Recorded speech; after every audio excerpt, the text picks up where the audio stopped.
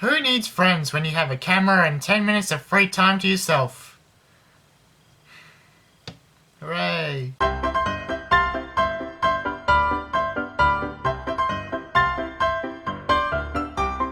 I was a latecomer to the whole Facebook/social networking thing. I was a latecomer to a lot of pieces of technology. I'm like an 87-year-old man trapped inside of an 18-year-old's body. My life is like that Freaky Friday movie, except in my case, we never switched back. So the result of that is me and an old man in a retirement home doing kickflips on his skateboard and reciting sketches from Key and Peele. So the problems that you all dealt with years ago, I'm still dealing with because I got a late start. And now I'm going to rant about them. And this rant doesn't just apply to Facebook, it applies to all social networks and the people that we have to deal with on them. Including VKontakte, Europe's #1 social network. Have you ever wanted to keep in touch with your friends in the beautiful language of the Russians? Da, пожалуйста! Have any of you even heard of VKontakte? It's in the top 10 most used social networks in the world. Primarily used in Russia.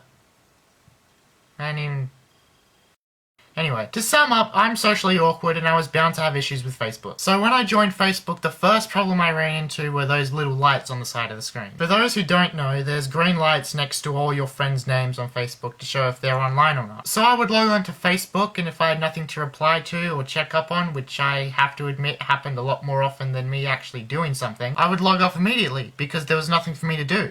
But then, it dawned on me. If I can see when everyone else is online, everyone else can see when I'm online. And more importantly, they can see that I log off after 5 seconds because I have nothing to do. So they're all thinking, what a loser! He has nothing to do on Facebook! He's such a complete blockhead!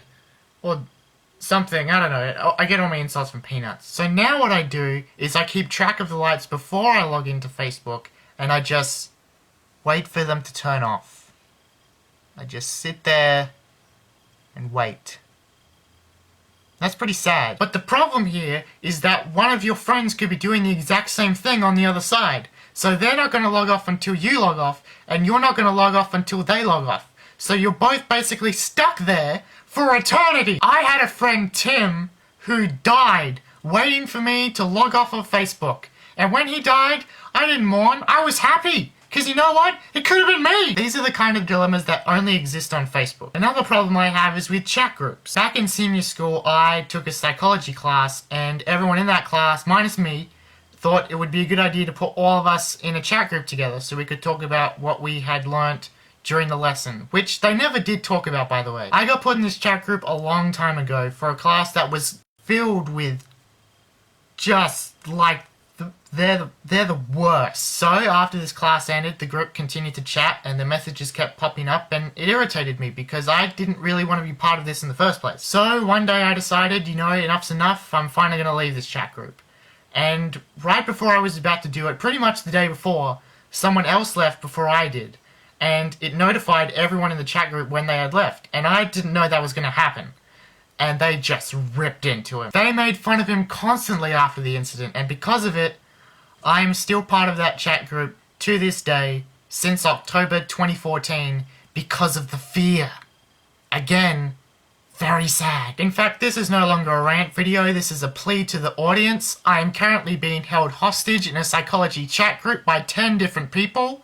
They all understand how Stockholm Syndrome works, so I'm in great danger. Somebody send help! Facebook gives us insight that we were probably better without. Which brings me to status updates. A status update allows users to discuss their thoughts, whereabouts, and important information about their lives with their friends. I say friends because friends would never let this happen. And I'm not going to rant about all status updates because they have their place. I'm going to rant about specific types of status updates. You know the ones that aren't to the girlfriend saying, I love you. It's to everyone else saying, I love my girlfriend and she loves me because she's my girlfriend. We're in love because I have a girlfriend and you haven't got one. I'm aware of my situation. You don't have to keep rubbing my face in it. Those status updates that are just, oh, I'm so truly blessed. Blessed is a word only used on Facebook. You would never hear someone saying that they are blessed in real life because they know they would immediately get karate chopped in the throat because it is the smuggest thing you can say about yourself. Let me tell you something. Jesus was blessed. You're just an idiot with a selfie stick and a girlfriend. And you could argue that this is jealousy, but it's not. I get status updates sometimes that say, I finally got a job, or I moved out of my parents' place. I'm so proud that I'm living on my own. And I think to myself, wow, good for them. They deserve this. But these types of status updates are very rare.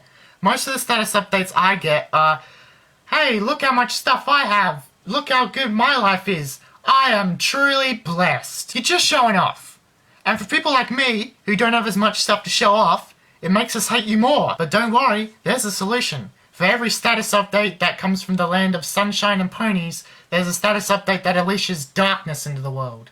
Such is the circle of life. These people use the internet to vent their negativity and their problems, not so that they can get help, but so that everyone who reads it can suffer with them.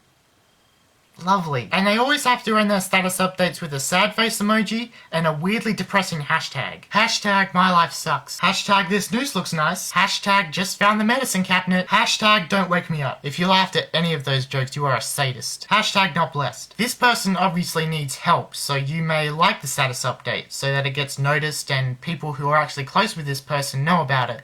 But you're liking it. Someone is saying the world is better off without them in it, and you are responding with a thumbs up. It's very confusing territory. So you can either like the update and make the person feel worse about themselves, or ignore it and just hope for the best. Here's a warning for you all. If you become friends with someone on Facebook, you are entering an implied agreement to make sure they don't kill themselves during this relationship.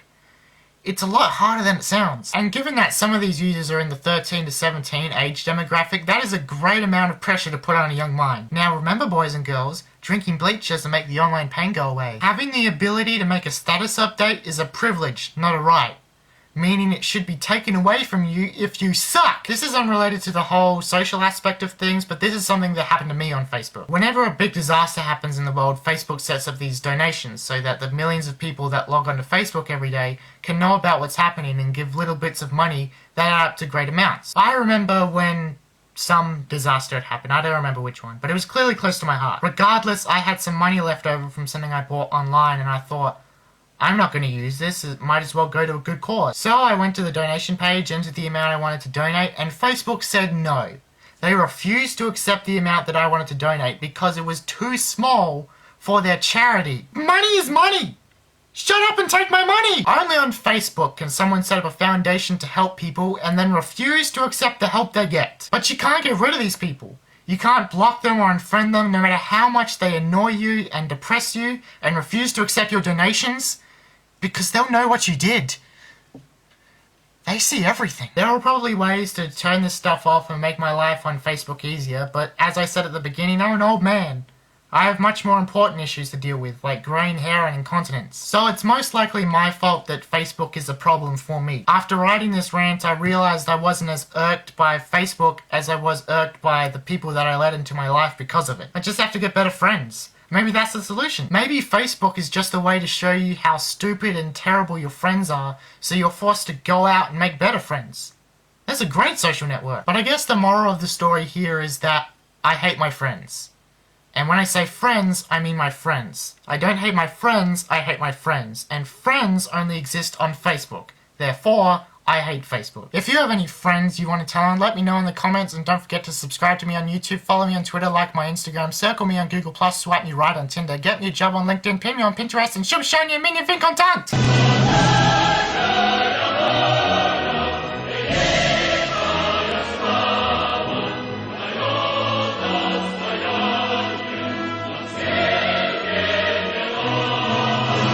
But think of it like this. Imagine if one of your loved ones came home one day with a snake around the neck and 10 piercings on their left eyelid. Even though you still love that person, you have to let them know what they did wrong. Normally I would let the small stuff go, but Marvel has been pushing me too far, too often, and I can sum up my rant in 2 words. Quicksilver. This rant is dedicated to that little grey-haired speedster running circles around Jesus in heaven like the angel he is! Let's start with Avengers Age of Ultron, and I know a lot of people liked it, and I'll probably